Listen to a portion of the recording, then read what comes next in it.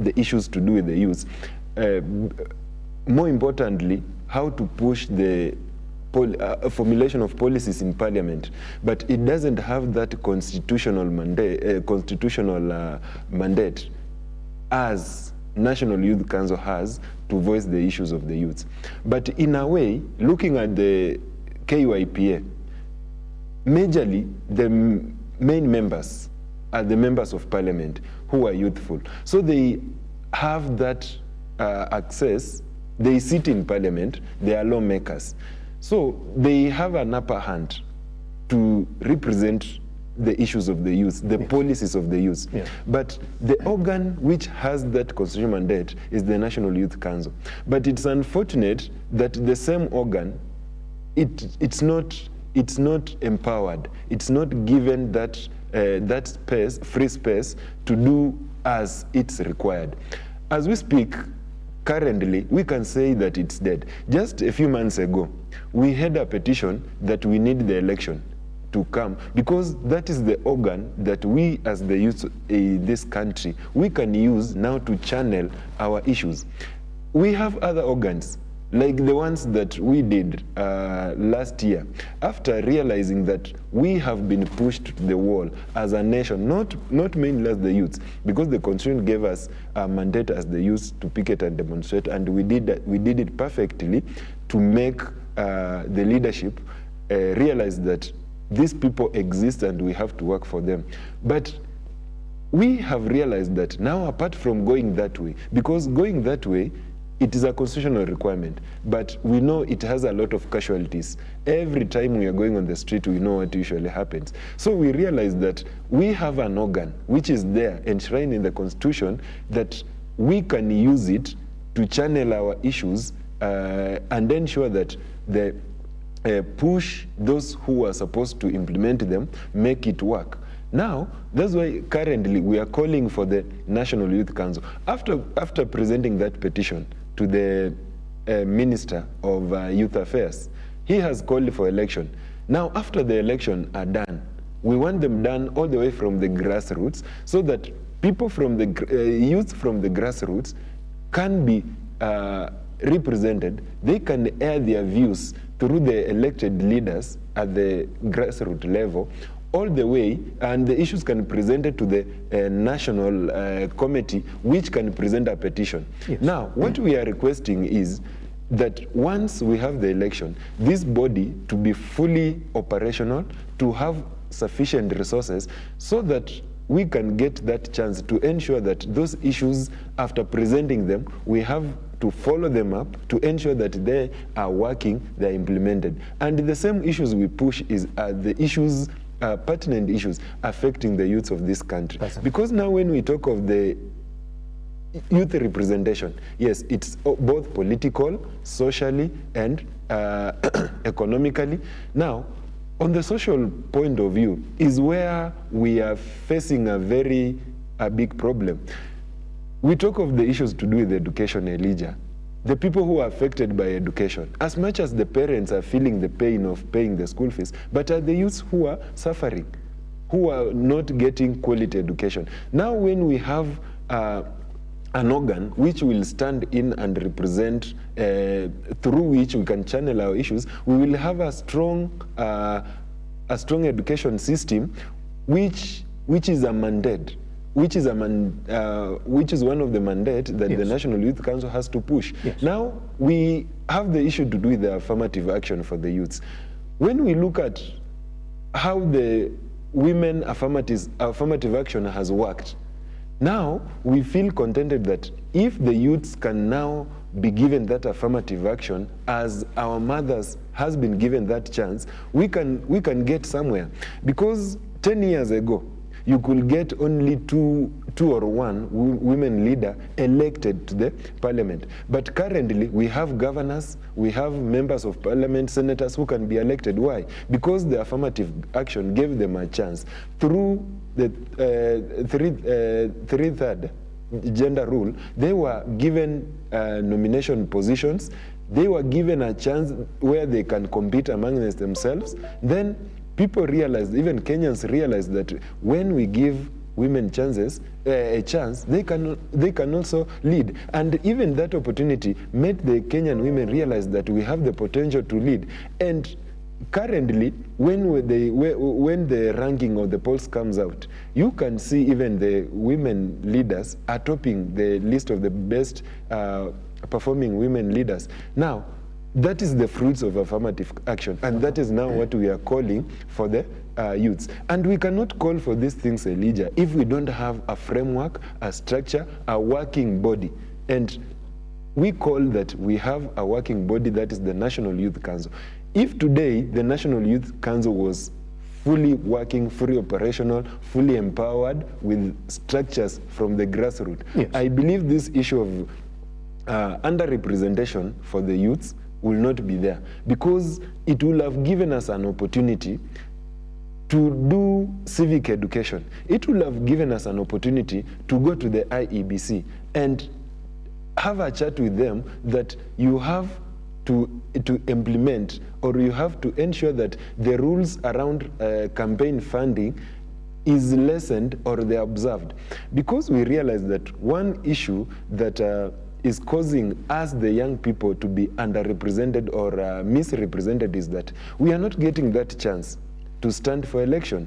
We are getting okay, we can stand, we can vie, but we cannot compete favorably because we don't have resources. And we know the Kenyan politics depends on resources. You need a party. And most parties, most Kenyans elect leaders basing on the party politics. We have a very small percentage of those who can be elected as independent. It's less than 10%. Now, we are pushing for issues which have been undermined by the people who are supposed to defend them, because yes, they know how youths can be a threat to them. Because today, if they decide, IEBC decides that they are going to control the funding, the campaign funding, that if you splash money anyhow during campaigns, they can take actions, and even you can be barred from vying, so that they can create a level platform for everybody. Believe me, we will have even 80% of the youths elected. But these elite politicians don't want to implement those policies, because they know when we go on the ground, nobody will listen to you if you don't have money. They are the people who will be listened to. So it's the policies which are there, Elijah, that yes, are really affecting the issues of the youths in the country. But I want to put this across to you as well. Just other than the National Youth Council and KYPA, which we do know have got a strong representation and yes, responsibility within the Kenyan sphere, we do have the Youth Senate, yeah, which operates across all the 47 counties in Abiswa. Yes. But then when you look at their legal representation, they have no legal backing. Yeah. Should we also officially and legally back the Kenyan Youth Senate yes, to also operate at the same capacity as the National Youth Council? It's very true, Elijah, that these are some of the things that we need for us to grow our democracy, yes, and allow the youths to get an avenue where they can exercise their democracy, yes, and exercise their leadership, and exercise the airing their issues. Yes. And as I said earlier, you look at those countries that youths have been given a chance to speak on the issues and have risen up to the level of getting to the decision-making table. Yes. You look at countries like South Africa. They have a working youth league where they elect their leaders, they have their parliament, they can debate their issues. And those issues, when they're debated, they're taken to the higher implementing organs.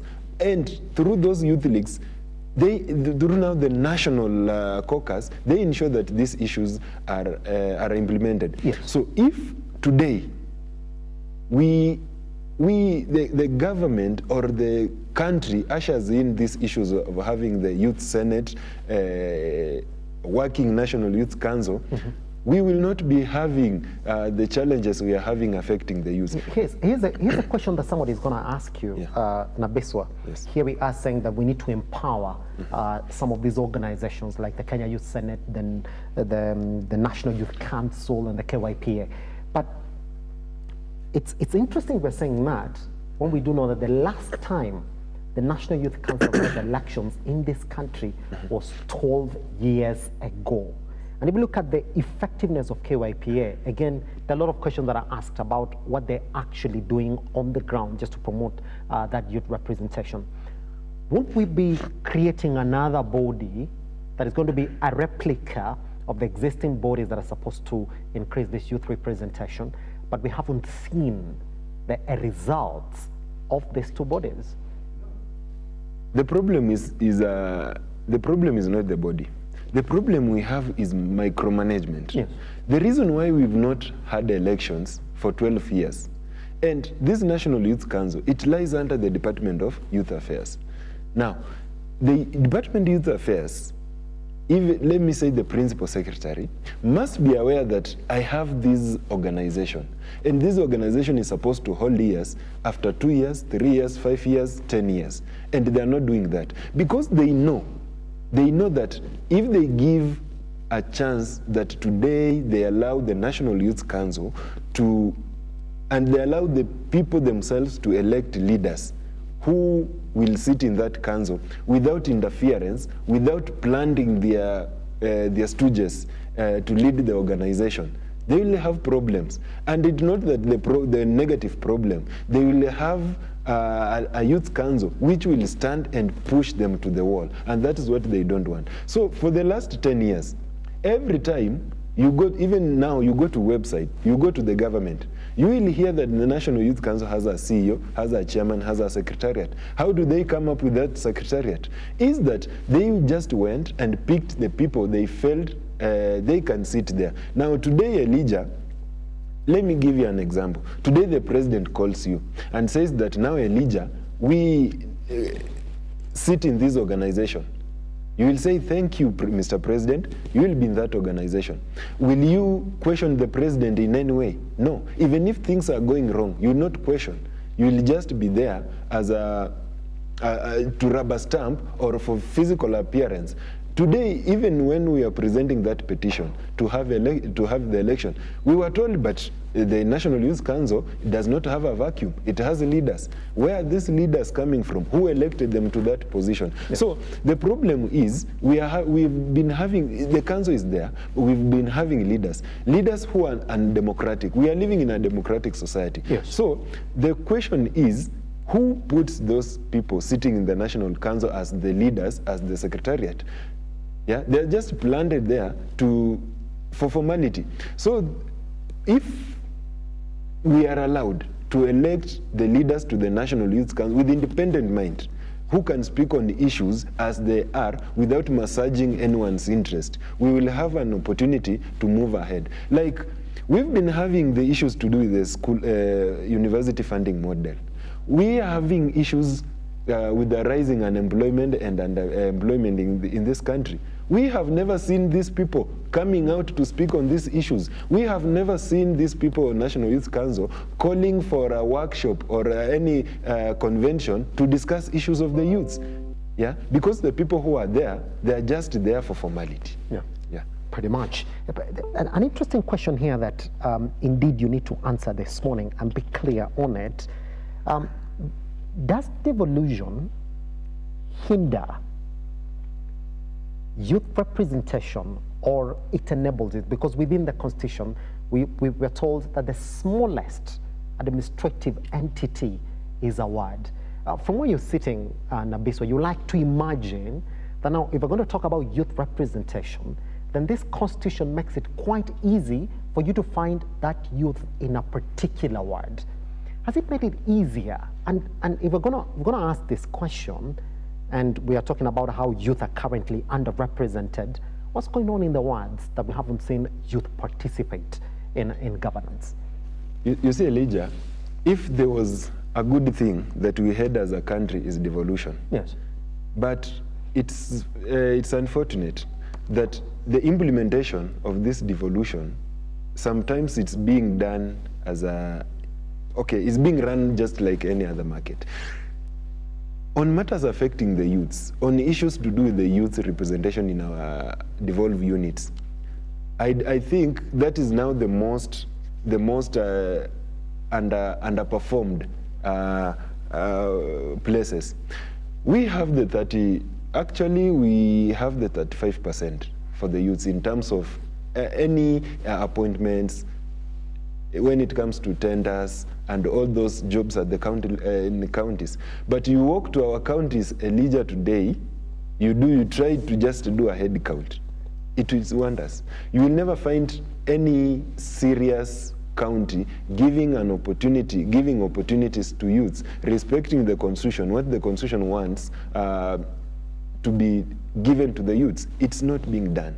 So this devolution, if it can be done in the intended manner, yes, at least we can achieve our representation. But currently in this country, it's not being done. Even you look at those nominations, even which are done there, you will just wonder, where do they go? Look at the appointments, the CECs. Actually, for me, I usually say that devolved units, it's just a retirement corner. Because you go there, the people who are employed there, the person who are working in our county offices and county governments, are the people who have worked elsewhere. They have even reached their retirement, almost reaching their retirement, if not reached. They are the people who are working there. So this is the thing that we are calling, that let there be respect of the constitution, that what belongs to the youths, let them realize. And we have to always remember, they also have to remember, the population of the country, the composition of the population of the country is, according to census, we are 75%, if not 65%. Those are the majority of this country. And if you are not incorporating the 65% composition of this country to the leadership of this country, be it the national level or the county government level, who are you leading? So it means you are leading just a very small group of people and ignoring the largest population of the large part of the population, which has a lot of issues that they are raising. Yes. Yeah. Pretty much. I know you touched on this, but I've got to ask you to clarify it further for us, Nabiso, this morning. Yeah. I mean, even as we talk about this, majority of youth in the country are still feeling used. Tokens, photo ops, entertainment quotas for the politicians in the country. If you look at Article 81B of the Kenyan Constitution, we've solved a very critical representation quota, women representation, to the point that we came up with a very important position called woman representative, a position that's just for women leaders in this country. Should we also adopt into law, just like we did for 81B of the Kenyan Constitution, and say youth representative, positions that are essentially just meant for the youth of this country? It's a noble idea, because going by this usual saying, which says that youth are the leaders of tomorrow. Yes. Now, how will you create these credible crop of leaders of tomorrow when you are not giving them mentorship? Yeah, you just okay, what needs to be done is we needed those positions, and we need those positions specifically for the youths to be represented, because as I said earlier, youths have unique requirements. They have unique issues which needs to be handled by the youths themselves. Because Elijah, if I can repeat, you look at the issues affecting the young people today in this country, the Gen Zs. Then you are putting someone in leadership who is way ahead. There is who between him and the Gen Zs has a very huge gap of generational. So this person, clearly he will not understand the issues, how they are, the issues affecting these people. So when it comes to implementation, you find that there is a gap or a mismatch. Because you cannot tell me today, Elijah, that you are taking, I gave an example of one Senate of Siaya, you take him and then you put him in a place where you want him to represent the issues of the Gen Zs. He will not understand these issues. That's why now they end up, instead of solving the issues affecting the Gen Zs, they end up being bishops and motivational speakers, advising the young people, requesting them to live the way they lived in their eras. It will not work. So if they give that chance, that the youths be represented even at the constituent level, they have a youth representative in the parliament, or through their any other formation that they will have, we will talk our issues, then present them as they are. Yes. And also, Elijah, why are they asking us today to have that intergenerational conclave when they can give the youths their forum, be represented, debate their issues, then present them that these are the issues to the lawmakers. If it requires a law, they will pass it. It is not a hard thing for them to do. But what they do is, they don't want to give the youths of this country a chance to grow or to to nurture them, because they know that these youths is a threat to their career. That's it. Because most of the politicians take politics as a career. It's not aimed to serve the people. That's it. Yeah. Pretty much. As we clear this morning, then I want to put the last question to you, Nabeswa.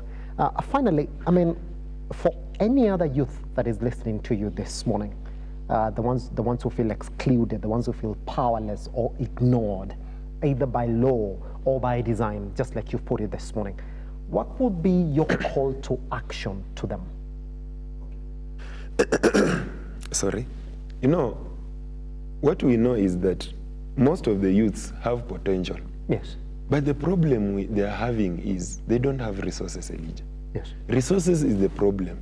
You cannot empower someone without resources.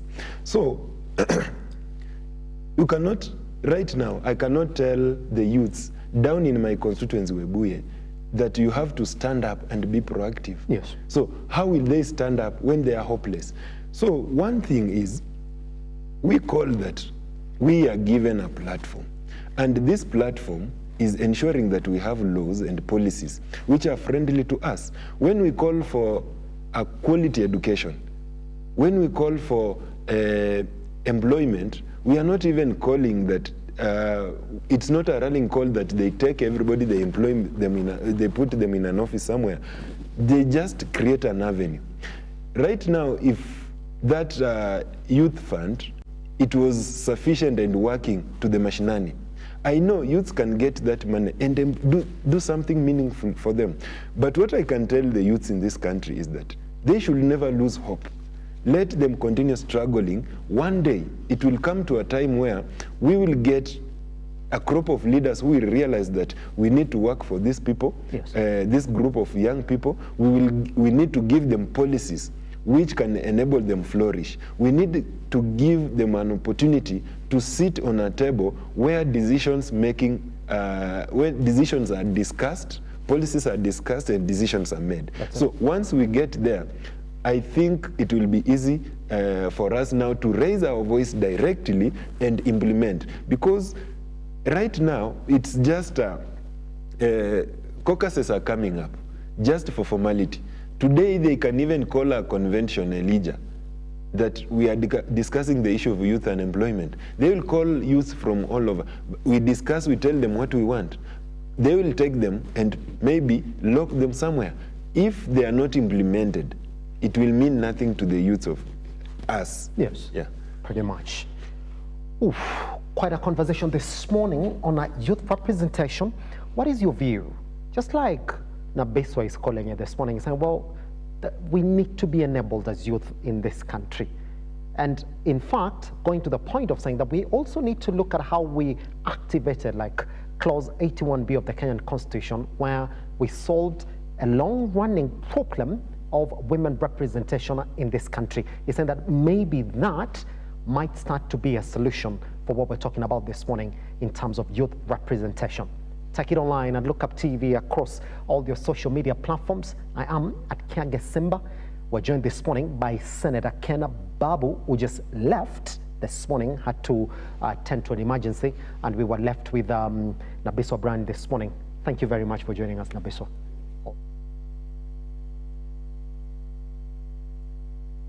Bye, and good morning.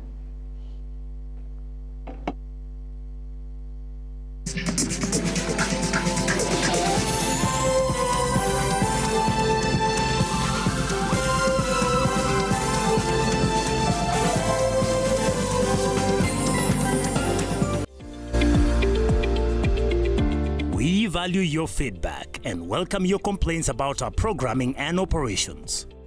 Feel free to get in touch with us through 07